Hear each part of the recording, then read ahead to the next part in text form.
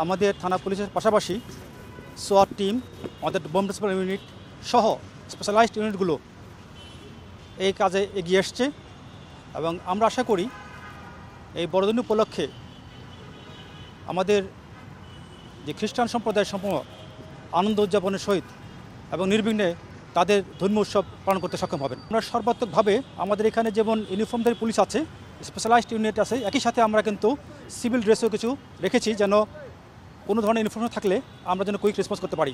আমরা বিশেষ করে যে সমস্ত বড় চার্জগুলো আছে, গুরুত্বপূর্ণ চার্জগুলো আছে, সেইগুলোকে নিবিড় পর্যবেক্ষণ করছি।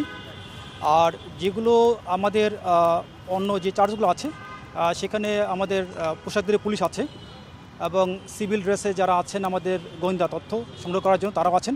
একই সাথে আপনারা জানেন যে বর্তমানে আমাদের সেনাবাহিনী আমাদের সাথে আছে, তারাও মাঠ পর্যায়ে কাজ করছে। বড়দিনের পরপরই আছে 31st নাইট এবং নতুন বৎসরের উপলক্ষে আপনার যে প্রস্তুতি দরকার আমরা নিয়েছি। বিশেষ করে ঢাকা শহরের যে অঞ্চলগুলোতে এই উদযাপনগুলো বেশি হয়ে থাকে সেখানে আমরা বাড়তি নিরাপত্তা নিয়েছি।